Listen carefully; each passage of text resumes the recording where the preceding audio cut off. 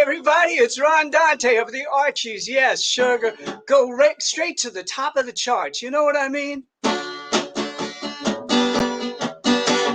Sugar, ba ba ba ba ba ba, honey, honey, you are my candy girl, and you got me wanting you. Where's the man? Go straight to the top of the charts. Go straight to the top of the charts. From 10 to 1, you gotta show number 1 when you go straight to the top of the charts.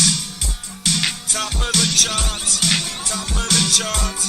That song's gonna climb to the top. When you go straight to the top of the charts. When you go straight to the top of the charts. When you go straight to the top, right to the top. When you go straight to the top of the charts.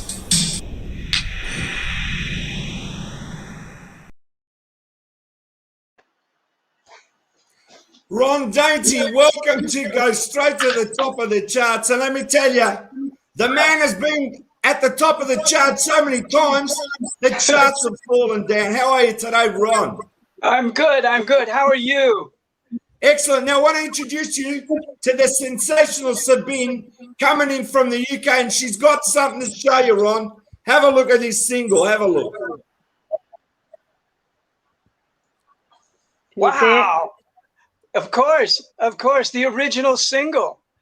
Yeah, now, Ron, I'm going to show you something. Have a look at this. I made it bigger for you. Look. How's that? There's the original one. Wow. That's a beauty. Yeah, that's an unusual one because that was the international printing. The other one had Kirshner's label on it or calendar. I wanted to show you the original. Can I show you the original gold record? Of course, Ron. Here we go. There it is. Oh, fantastic. Unbelievable. Unbelievable. Yeah. I've had that since 1969. 1969. It's unbelievable. Now, Sabine wants to tell you about the charts, starting off with Tracy and the cufflinks. Go for it, Sabine. Okay. Yes. So, Ron, you've done vocals for so many songs. Tracy, 1969, the cufflinks. And then it just goes on and on and on, doesn't it? Sugar, Sugar, #1 in the US for 4 weeks. Then it's like in the UK for 8 weeks. And then Wilson Pickett goes and does a cover in 1970. How's that for a soul twist on your Sugar, Sugar? It was very cool, right? We crossed over from 1960 to the 70s with Sugar, Sugar. And we had like 4 or 5 other singles that came out. The follow-up to Sugar, Sugar was Jingle Jangle. And that also went number 10, top 10, and sold 1 million. That's the other gold record I have on the wall. It's funny, they haven't changed a bit. Like some old gold records, they get, they tarnish a little bit. This has stayed perfectly gold. Yeah. And the must thing be is, the air conditioning unit there. Now, Sabine, can you tell him where Tracy charted? Tell him where Tracy charted on the charts. Well, you know what? It's 12 weeks at I think it was number 9, actually, wasn't it? The Billboard 100 in the US. Got to number 4 in the UK. So there you go. What an achievement. And you know what, Ron? All these songs are evergreen. They still sound so fresh and so great and so classic. They just sound so relevant, so good today, and they're feel-good tunes, Ron. This is what we need right now. We need feel-good tunes. Make us happy. We need this. Yes, it's a great feeling to know that they were both on the chart at the same time. The Cufflinks and the Archies were Archies were #1, and the Cufflinks were #9. And I had another group called the California something or other that had a hit called Free, which was also on the chart. So at one point on the national charts here in the States, I had three groups, and nobody still knew me, but it was okay. It was okay. Now, I've got to ask you, Ron, is it true that you sang on the song Happy Together, the Turtles? I didn't sing on the original hit, but I was on I became the lead singer of the Turtles 3 years ago. They asked me to become the original lead singer. Didn't feel like touring anymore. He wasn't feeling well, and they had seen me on the tour, so I became the lead singer. I got to sing "Happy Together" every night for live audiences for like 60 shows each year. It was great. We got canceled last year, and I don't know about this year. We may still do some shows. I've Now that's actually sang that song with my rock choir, "Happy Together." It was one of our favorites. Oh, it's a great one. You know, it will last forever because everybody wants to be happy together. Let's face it. Come on. Yeah, But let me tell that's for you, sure. it might be happy together, but Sugar Sugar is the song that's like boom. The biggest song in 1969, and you did it. And if anybody's ever gone higher in the charts to outer space, it's been Ron Dainty. And the cartoon shows today live forever, talking about fantastic themes about industry pollution. They had a lot of themes going through those shows, the cartoon shows for the kids back then, that are more relevant now about the planet, about everything. It's amazing. It's not just a cartoon show. It's just a fantastic piece of pop culture that's there that you're embedded. Because you know the great thing, Ron, you're singing Sugar Sugar. And in Australia, that came out first as a single. Then the second one was Jingle Jangle. Now, what happens is people then find out that you're the singer later on after the Archies, right? But in their head, they see Ron Dainty on YouTube as one person singing the song, playing all the instruments, and then they see a picture of Archie and they're thinking Sugar Sugar in the cartoon character. So you got all worlds, you got everything covered. Well, it's great. Being a comic book character was great because there's a big thing here in the States called Comic-Con, which is thrown Yeah. every year where millions of people come to San Diego or Los Angeles because of cartoons and animation. And I can always take Yeah. a booth there and meet people because I just wasn't the voice of the Archies. I was a Spider-Man on a Spider-Man album called Beyond the Grave. And I got to sing as Spider-Man, Peter Parker, 4 times. So I've had a pretty good animated career. You know, it's just the luck of the draw. People like my voice. And Yeah. plus, you did Well, all the major commercials too. You were a big jingle singer too. People don't know that you were singing the biggest commercials in the United States too. That's true. Yeah, in fact, I loved singing commercials. I was a jingle singer for about 15 years, 20 years, and I would do 2 or 3 commercials a day. And they would ask me to sing for Budweiser, Pepsi, Coke, you know, you name it. I sang for it eventually, you know, and it was great. It was a great living. But it's funny, a lot of people didn't even realize that they knew my voice. When Sugar Sugar came out, they already knew my voice because of the Budweiser or the, you know, the other commercials I did, Dr. Pepper here. You know, my voice was around a lot. It was on everybody's TV. Ron, was Right. there any merchandise to do with the, you know, the series and the whole Sugar Sugar thing? I mean, was there ever? I mean, you just mentioned Comic Con, but there must have been merchandise, and there must be the fans might, you know, want to buy all these things. Was there anything available to buy? Oh yes, there's tons. There's a site called Amy's Rock and Pop Shop on Facebook, and that's Amy is Chuck Negron's wife, you know, lead singer of Three Dog Night, Chuck Negron. We were on tour together, Yeah. and Amy has a site where I have all kinds of pictures, CDs, mugs, you name it. You know, I did like a lot of people wanted Archie memorabilia, you know, and my memorabilia. So we even did Christmas ornaments last Christmas, which did very well. But you can always go Oh, there. You can also find me on Facebook and request things. You know, okay. I'm just like all the other people who are out of work. We're all trying to keep in touch with our fans. I got to say, Yeah. Ron, this is also what she sells. She sells the signed Ron Dainty's Fun House. Now, let me tell you, this is the biggest double CD out there with 45 tracks, 17 unreleased, very hard tracks to get on it. So you're getting 45 songs. You're getting it signed by Ron Dainty. You can't ask for anything more than that. Came out at the end of 2020, and this is the biggest double CD for sale in the world at the moment. And you make sure you go out and buy that from her store as well and online. All the biggest retailers have got it. Ron Dainty's Funhouse. And look at that. You've gone into so much trouble there to do that artwork. And I know on the back there's a picture of Archie, and you sent that to me. It's pride and place on my recording studio, Ron, just to let you know. Yeah. I really get that.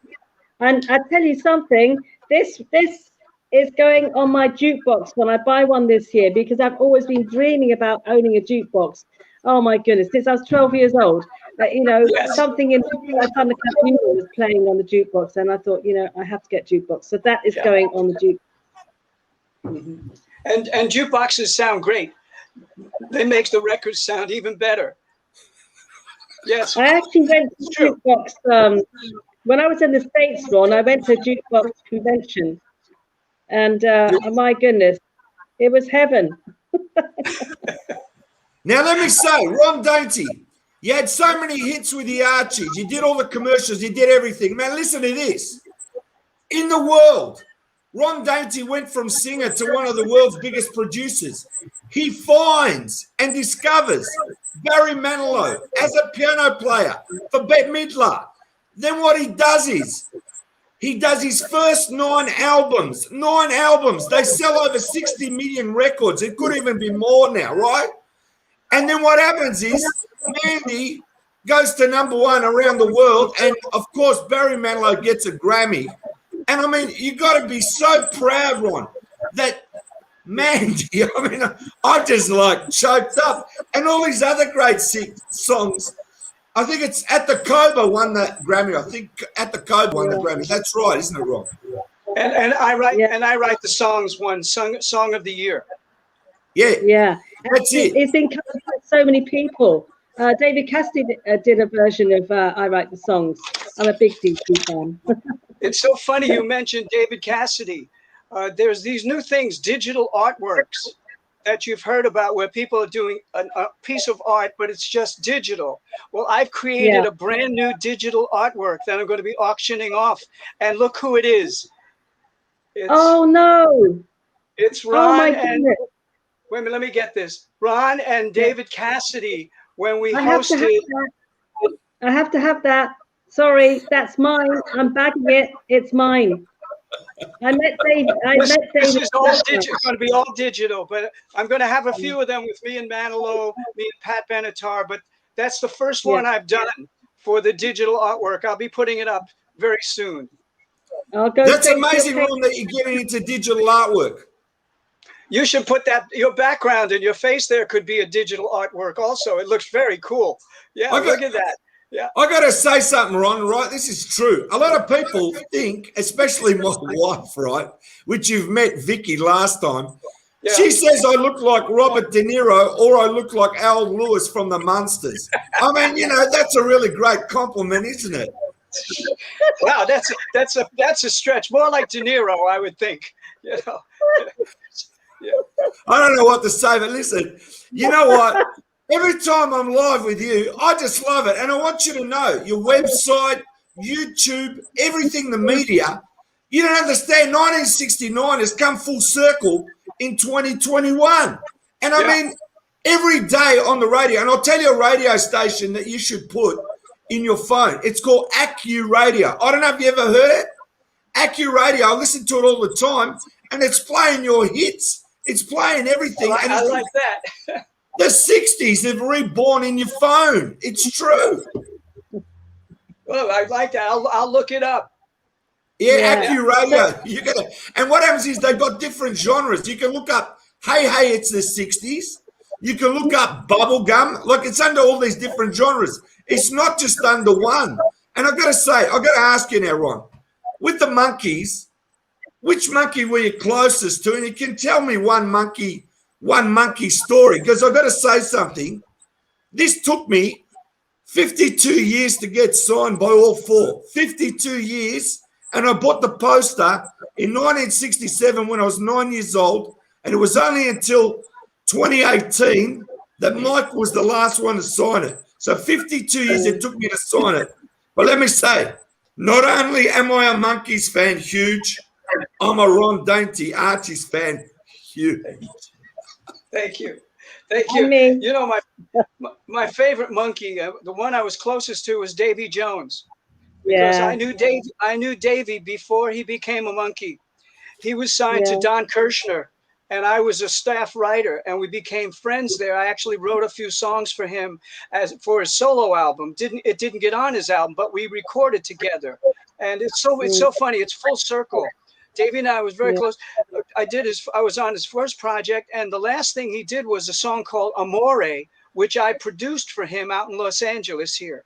So we got to bookend our careers together, and it was so nice. He was one of the greatest guys to hang with ever, you know. And I also yeah. like Mickey. Also, Mickey's also a good Oh, guy, Mickey's and I great. see him a lot. Yeah, So the Monkeys should yeah. be in the Rock and Roll Hall of Fame, no Totally doubt. agree. But let me Definitely. tell you, I love the story, right, where you're with Mickey and he pulls you over and he takes you to his van or his car and he said, listen, Ron, here's my version, a slowed down version of Sugar Sugar.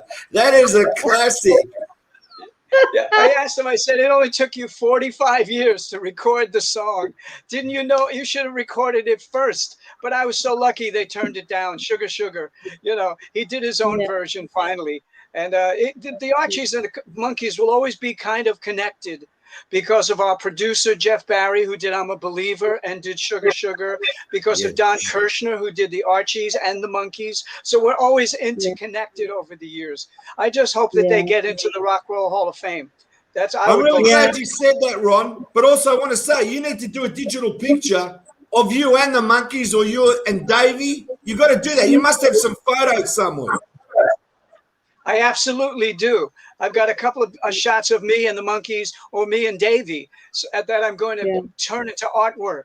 So that'll be the next step after David Cassidy. Yeah, Yeah. Ron, I got to meet Davey and Mickey in the 80s, and I actually saw Davey at Godspell when he was in the lead role. And he was such a sweet, funny guy, and he kept in touch with me from Beavertown. He used to send me flyers. He was such a sweet guy, right up until he passed. He sort of sending me stuff, always keeping me in the loop. And then Mickey, I saw him when I was working in town in London, and he was doing Metal Mickey. And this is no lie, this Mickey Wow. was sitting opposite me. Mickey was sitting opposite me on the train, right? Yes. I had a monkey annual on my lap, right? So Mickey looks at me and his eyebrow went up and he smirked that smirk. And then we ended up walking together. He walked to the studios to do Metal Mickey, and I walked to IPC magazines where I was working on a magazine. And, wow. What What a great memories. thing to meet. Meeting Davey was like, he was the world's nicest guy. I just always He loved really him. was. Yeah. Let me Very get sweet something. guy. I'm gonna get something to connect with that. Give me 1 second, okay? I'll Yeah, be no right back. worries. Take your time, Ron. Come back with it. No worries. This is great. He loves the wacky wobbler, right? I'd like one of those. He's coming back. When he comes back, we'll get him back on. What a fantastic show out there. Keep the text coming. Make sure you buy Ron Dainty's double CD. Ron Dainty's Fun House. Go out there. It's everywhere all over the world. Look at this. Let him come back now with what is going to come. I'm loving this show, Sabine. I'm loving it. Go straight to the top of the charts. We're going to have so many artists for you. So, Brilliant. so I love what you're showing me. I wanted to show you what I have. Oh my goodness. Unbelievable, Ron. Oh, I love that. It's a toy guitar, Monkeys guitar, right? With all the monkeys wow. on it, and they've all signed it. I finally got them all to sign the guitar. But isn't that a cool thing? Oh, Well, that's a cool guitar. And then here's a letter from. oh. Just about see it. Oh, there's a letter from Davey. That's unbelievable. You're showing us that, Ron. Yeah. Oh, Isn't that sweet guy. It's We something. have In town, let's meet. We have to meet. I had a Beatles guitar like that, Ron, with all the Mhm. signatures on. It was a toy plastic guitar. I was 5 years old. My mother bought it for me, and well, we didn't ever keep it, and it's such a shame. But I've seen it in Liverpool in the museum. It's Yes. it's worth something. I mean, they're just legendary. They rivaled the Beatles. Come on, there was no other group that rivaled them like the Monkees. I mean, they were just worldwide phenomenon, and their music will live forever. We'll, 1,000 years from now, they'll be playing their TV show in holograms, where you can have them in your living room. I still want to watch this Monkeys now. I just go to YouTube all the time because I want to watch the repeats all the time. I wish they would show the reruns on UK TV, but they don't. So I don't know if they're in the States. Now, Ron, I want to ask you something, Ron. I want to ask you, and I want your opinion on this, all right? Because you're the music man. If anyone knows anything about music and producing, I want to give you my take on the Monkeys, okay? Please. Now, first of all, the Monkeys survived because the Monkeys instill happiness. You think of the good times, you watch the show, it was beyond its time. There was nothing like it on TV. The best 30-minute advertisement a band in the world could ever have. And I don't know if you know this, but in 1966, now you've got to understand, the show started in September the 11th. I think it is 1966. So it's only running a couple of months in 1966, but they get nominated for a Grammy Award for Last Train to Clarksville, which became a #1 before the show. And then, get this, again, Jeff Barry, in 1967, I'm a Believer, they get nominated again. And I've actually said that I'm a Believer is the forerunner to Bubblegum, because what happens is Jeff Barry produced that song and then he moved on to Sugar Sugar and had the biggest song of 1966. So to me, I'm a Believer is the forerunner of Bubblegum, right? That's the first point. The second point is the Monkeys never looked or sounded anything like the Beatles. They're the best writers in the world, as you know, being a songwriter. And what happens is, even though they had Davy Jones with a Manchester voice, it didn't sound anything like the Beatles. The backing tracks never sounded anything like the Beatles. So they were never a copy of the Beatles. Never copied the Beatles. They had their own. You need to go with Wilson Hart. They were truly an American sound. Yeah, there's no doubt about it. All American writers writing for them, all American musicians playing on it, American studios. I mean, the same guitar player who played on "I'm a Believer" played on "Sugar Sugar." Jeff Barry had us all hand clap the same way they do on the Monkees records. You're right; they were a precursor to Bubblegum. But the reason that they called it Bubblegum is because it appealed to preteens. It appealed to very young teens. And they were just getting their first exposure to rock and roll. So it was a good thing. I'm always proud of the term Archie's Bubblegum or whatever. I think they should have a bubblegum rock category in the Rock and Roll Hall of Fame and induct the Monkees, the Archies, the 1910 Fruit Gum Company, the Ohio Express, Tommy James, Tommy Rowe. It would be great. But the Monkees are the key. They opened up the doors for everybody's music on TV. There's no doubt about it. Yeah. And the thing is, you actually went to the auditions to get into the Monkees. A lot of people don't know that. But that's true. Tell me what that was like. You got sent down by Don Kirshner. And, of course, you're already in the running because of your voice. But just tell everybody out there, because the Monkees fans don't know that you were one of the 435 hopefuls that auditioned. Well, when I heard Kirshner was doing the Monkees, he called any of the writers that looked good, that could fit the billing, so he called me and he said, I want you to audition. So I did an audition. I spoke, I played my guitar, I sang, I wished them well. I thought was in the running for a while, but you have to realize Davey was a shoo-in. Mickey was a shoo-in. There was no doubt about it. Those guys were going to get in. They were experienced professionals. And they also had the edge that they could walk into the producer's office and talk to them in person. So it was a whole different thing than a video. But I was happy to I mean, they got a ton of singers in New York City, got young guys like myself to audition. Donnie really loved me. He really wanted me to be part of the Monkees because we were fast friends. And he gave me a shot at everything he ever did. He was always saying, right for him, right for them. Finally the Archies came around and we meshed. Yeah, but the Monkees were a phenomenon. We all knew it was going to be a big success. Everybody in New York know that if Kirshner was behind it and the fellas, Nicholson and the other guys in LA, we knew there's going to be a successful show, especially with great songs. I mean, there were going to be Yeah, great songs no matter what. yeah.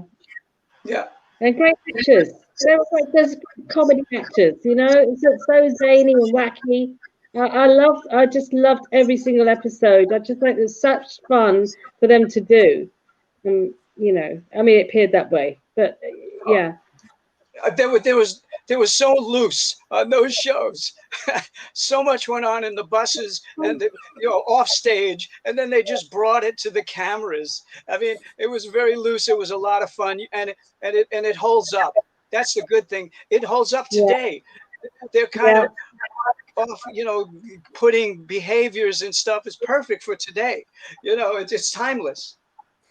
And let me say absolutely. now about the monkeys that a lot of people don't know. It's the first time that the film industry actually organised themselves with a record company as a full-on campaign. First time those forces came together in marketing to market the monkeys. And that was the powerful thing. You never had that up until that time. That the record company and the movie company, Columbia Pictures, worked together, right, with the production company from, what was it, Burt, whatever it was they called themselves. Bert Schneider. That's right. And the other producer, it's the first time that they worked together as a force. And this is why it succeeded. Because let me tell you, up until this point, like for example, the Beatles were releasing a song, a single in the UK. And then after a few months, they'd release it in the US. Now, this is the opposite. I'm a Believer is the first record to simultaneously hit number one in the UK and the US at the same time. Up until that time, it never happened. And that made it even a bigger success, Ron. Oh, yeah. There was no doubt about it. There was the best machinery ever put together to promote a new group and a new TV show. There was no better. Also, you have to give credit to Don Kirshner for plugging in voice and heart, and Jeff Barry and all those people, whoever produced and wrote. Even Neil Sedaka had something to do with it. Yeah, It was top of the line people who knew how to write hit songs, and the Monkees just sang them great. I mean, between David and yeah, Mickey, they had the best yeah. leads in the world. But you know the best part? Let me tell you this about Don Kirshner, okay? Now, a lot of monkey people, they don't talk much about Kirshner, but let me tell you what Kirshner did that was the master stroke, all right? The Monkees come out with a first album. They make about 250,000 each, right, from the royalties, whatever it is, right? Anyway, Don Kirshner, the businessman, goes, the Monkees are red hot. 1967. Gets all the monkey tunes from the shows without telling the Monkees, makes more of the Monkees, puts it out in the market, everybody buys it, and then everybody knocks it. He makes so much money. It's the biggest selling album even today of the Monkees because he put it out when the Monkees were red, white, hot, and every kid bought it, and boom, up the top of the charts. And that's why, as a business now, we're talking now the business. He knew the business inside and out, and he knew he had to cash in fast, and he did. And the story is the Monkees are on tour. Someone goes across the road to a record shop, pulls out more of the Monkees, takes it back to the Monkees, and the monkey goes, what rubbish is this?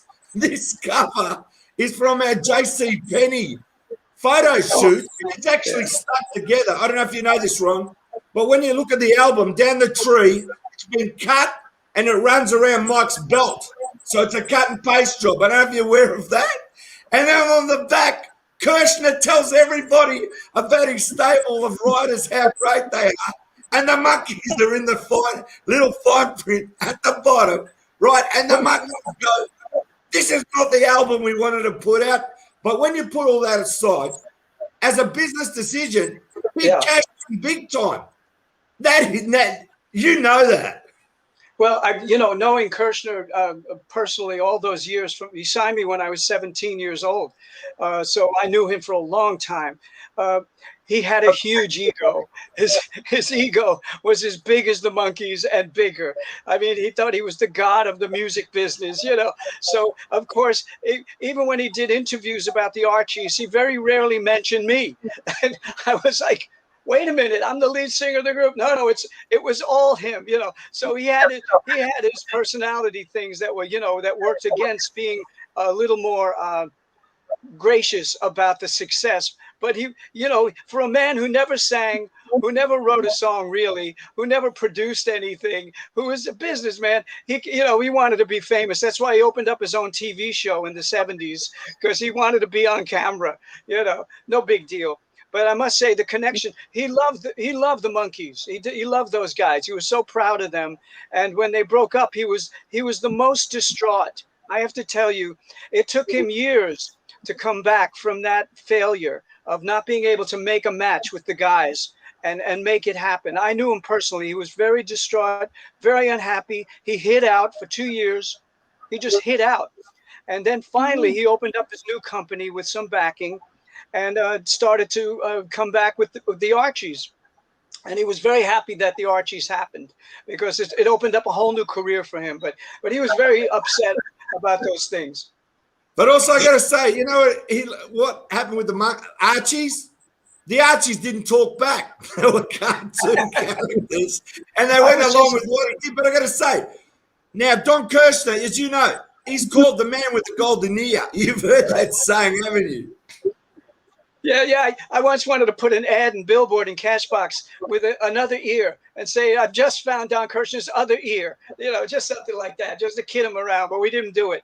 But he had a good sense of humor. He always was good in the studio with everybody. And, you know, he was very proud of the Monkees. It was big, more than his huge publishing company who made millions and millions of dollars. He was very proud of the Monkees, and then the Archies, then Kansas, and then a few other the groups that he discovered. Now, Sabine, I need you to read out the text for me, please. Here's the first one. Read it out to Ron. Okay. Michelle. Hey there, Ron. I hear your song almost daily. I have 5 3-year-old. 53-year-old. Oh. Dancing taps for sugar, sugar. This is so cute. That's very funny. Thank you, Michelle. Thank you wherever you are. There's another one. Same lady. I'll have to send you a video. It's so cute. Please do. Ron doing all the instruments himself is the next one. From Charles Rosener, our friend. Well, thank you, Charles. Is the nicest guy in all of show business. Exactly. And the world loves you, Ron. I'll tell you that every day because it's true. Go on, read the last one there. Kevin T. Baldwin. If I remember correctly, Barry Manilow also owes a lot to Ron for his early career. Well, thank you, Kevin. Thank you. I appreciate those comments. You know, Manilow was backing up Bette Midler when I met him, and we were singing a commercial together. And he asked me to produce him, and I did. And about a year later, we started our run on the charts with Mandy, and it was all through the next 5 or 6 years. It was wonderful. 5 3-year-olds. 5-year-olds. That must be a run on from the other. Here's another one. Read that. Shani, that's my friend Shani. Hi, Shani. She's a great artist. She said love and kisses to you, Ron. Hi, Shani. Just saying hi, everyone. Hi, Shani. Yeah. I also got to say, Ron, that Robin B sends her regards to you from the Buzz, and we're going to get you on the Buzz in the future because we love that show, and you loved it too last time you're on. We really had a buzz. But let me tell you now, go straight to the top of the charts with the sensational Sabine coming out of the UK. I got to tell you, it's just something that everyone in the UK is going to love. And I got to say, with your digital artwork, this is something that everyone now needs to look forward to. And I'm sure you got so many classic photos, even with Don Kirshner and the Monkees and everybody you've come across with Barry Manilow and also Pat Benatar. Tell me a bit about Pat Benatar. Better before Love is a Battlefield. That's right. Yeah. You know, I was fortunate to see Pat before she started to record. She was singing at Catch a Rising Star and a couple of other clubs. She was just starting out. And a local DJ wanted me to go see her, and I did. And Chrysalis Records signed me on to produce her. So I took her in the studio, and we did Heartbreaker and You Better Run. We also did a beautiful version of Roy Orbison's "Crying." So it was a great time. I started her, and she went on to become one of the biggest female stars of the '80s. I mean, she still tours with her husband Neil and packs them in. So I got to work with a lot of great singers because at being a singer, I really appreciate how tough it is to be a good singer. So I appreciate them, and she was a delight to work with. Can Can you you also tell us tell me about about the beautiful Tony Wine? Because she sang on the best Archie songs, and I personally just want to know a little bit about it because Jingle Jangle was her and you. And you don't know how big that was in Australia. So tell me a little bit about Tony Wine. Well, Tony Wine and I were both teenagers signed to Don Kirshner. She was 16 and I was 17. That's where we met. And we stayed friends, and we also did lots of background sessions together because she was a top jingle singer and background singer along with me. So I'd see her all the time. When the Archies were put together, Tony was going to be the female voice. Tony Wine had to be the female voice. She had this great sound. You can hear her on Jingle Jangle singing beautifully, singing with me on Sugar Sugar. She did our big first album, which made the group. Tony Wine, if you look her up, Toni, she also wrote one of the biggest songs ever called "Groovy Kind of Love," and "Candida" for Tony Orlando and Dawn. So she went on to do great things. She still tours with Tony Orlando all over the country, all over the world. If you ever see Tony Orlando, you'll see Tony Wine on the keyboards playing along. We're special friends. She's like my sister. We're very close, and I must say I'm very proud of her career. So, Ben, have you got a wrap-up question for Ron, and then I'll ask him something? You got a question to wrap up? Ron, what are you doing these days now? What projects do you have, and who are you producing? Any other artists? Any new ones? You know, not right now, because LA has been closed down for about a year, as most places in the world. I've tried to put out a few new products. I have a brand new release in the Orient, and it's a reissue of my record, Ron Dante's Street Angel, which we put out in 1981, and it's out there now on the internet, on Amazon, and different things. A good friend of mine in Korea repackaged it for me. I got it digitally remastered, so I've been doing that, and I'm hoping to go out and perform a little bit this year with the Happy Together tour. The Happy Together tour is going to have the Vogues, the Cowsills, Mark Lindsay of the Raiders, and Chuck Negron of Three Dog Night. We'll all be on the road together in selected dates later this year. We were supposed to do 60 cities, but it doesn't look like we're going to do all 60 cities this year. A lot of things are being rebooked for next summer, 22. So that's what I've been doing, putting out albums, getting ready with my digital artwork. I'll have many of them up soon, so I hope people like it and a bit on it. Well, I hope you make it over to the UK, Ron, because we'd love to have you here. Well, I'd love to come and visit. How are you guys doing? Any of you? You getting in Australia? You getting any floods there? Are you okay? I heard. I'm okay where I live, Ron, because I'm in Melbourne. But you got to understand Australia. Australia has all these natural disasters all over the place, and I've got to tell you, right?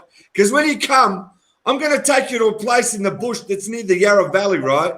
And you got to understand, the Australians show no fear. Like I was saying to my wife, there's a house floating down the river, just the roof of it, and people are observing, and people are going and saving people. We're very resilient here in Australia. Like people lose their houses in fires, and they just rebuild and just continue on. You got no idea what it's like here. The resilience here is unbelievable. That's what makes the Australians. But now, getting back to what we were saying, Ron, I've got to say, everyone go out there. This is the biggest selling double CD out there in the world. Ron Dante's Funhouse. If you want the signed copy, you can go to the, what do they call, SD shop. You can go to all the biggest places. What is it? Amazon, everywhere where they sell it. Just type in Ron Dante's Funhouse. I did, and it's got all the prices, and it's actually very, very reasonable. I actually saw it on one site for $22. That's a bargain. I mean, this is going to be the bargain CD. People have to understand. 45 songs, right? 17 unreleased or very unavailable songs to find. And it is the biggest double selling and fastest CD that you can buy it. Go out there. Don't wait for Christmas. Just go out there and buy it. Now, Ron, when I reflect on your fantastic career, you're a man that has gone to the top of the charts so many times. You're a man that sang on so many commercials. You're the voice behind the Archies. You had the #1 song of 1969, Untouchable, in the world. And I know that you went for a holiday around the world when that came out. I think you were 19. Is that right? Yes, yes. Okay. Now, when we reflect on your fantastic, fabulous career in 2030 year time, when you and me look back at this, right, what is it that you want to be remembered for, and what is it that you really want to tell the Ron Dante fans? This is your platform to tell the world what you want to tell them about your fantastic career. Please do that. Well, that's a big question. It's a big question because it'll take some thought to think about that. But the first thing that comes to my mind is that I hope I brought some joy into people's lives with my voice, because my voice it communicates to people, they say. And I've been very fortunate to sing wonderful songs that will last way beyond my lifetime and be around a long time. So I hope they remember the joy that they felt when they first heard my voice and my records. And that's it. I don't have much to say beyond that. I know that my legacy is good and that people appreciate it. And I hope to do some really interesting things in the future so that the next 10 years have some more thrilling moments as I've had over my career. Fantastic, Ron. Just want to say, go out there and also buy the Archie box set where you get all the CDs inside. I've got it, signed by Ron. It's one of my favourite items. Stay there, Ron Dunko. And I just want to say, from everybody out there, from Plastic EP, the sensationalists have been, and the one and only Ron Dante, who goes straight to the charts. Go straight to the top of the charts. Go straight to the